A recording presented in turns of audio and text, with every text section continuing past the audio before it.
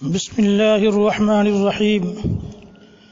ایک حدیث پاک میں آپ صلی اللہ علیہ وآلہ وسلم نے 7 گناہوں سے بچنے کی ہدایت دی ہے۔ آج وہ 7 گناہ میں آپ کے سامنے پیش کرنا چاہتا ہوں۔ میرے بھائیوں، نبی کریم صلی اللہ علیہ وآلہ وسلم کا ارشاد گرامی ہے کہ 7 مہلک اور تباہ کن گناہوں سے بچو۔ صحابہ اکرام نے عرض کی، یا رسول اللہ صلی اللہ علیہ وسلم، وہ 7 گناہ کون سے ہیں؟ تو آپ صلی اللہ علیہ وسلم نے ارشاد فرمایا، اللہ کے ساتھ کسی کو شریک کرنا، اللہ کی ذات میں یا صفات میں کسی کو شریک ٹھہرانا سب سے بڑا جرم ہے، اور مشرک وہ انسان ہے کہ جس کی کبھی بھی مغفرت ہونے والی نہیں ہے۔ نمبر 2 فرمایا جادو کرنا۔ جادو کرنا بھی حرام ہے، اور جن لوگوں کے پاس کالا علم ہوتا ہے وہ تو حرام سے بڑھ کر کفر ہے۔ ایسے لوگ کفر کی حد میں داخل ہو جاتے ہیں جو کالا علم رکھتے ہیں۔ اور تیسری چیز، ناحق کسی آدمی کو قتل کرنا۔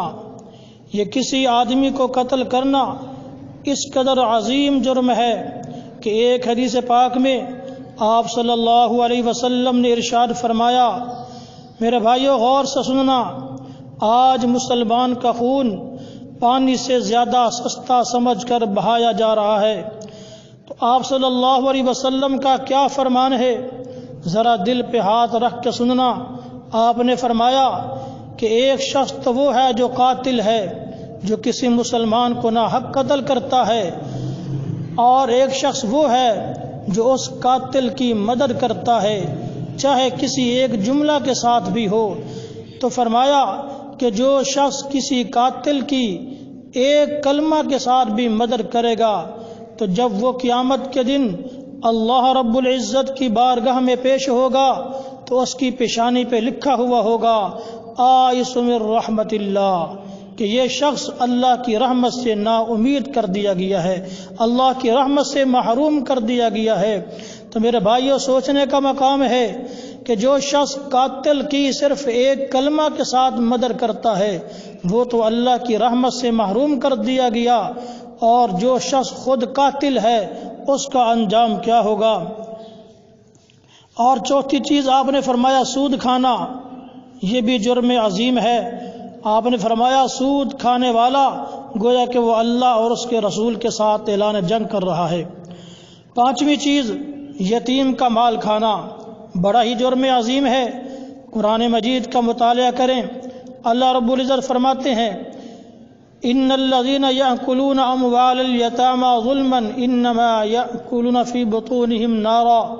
فرمایا وہ لوگ جو یتیموں کا مال ناحق طور پر کھاتے ہیں تو وہ حقیقت میں ان کا مال نہیں کھا رہے بلکہ اپنے پیٹوں کے اندر آگ بھر رہے ہیں۔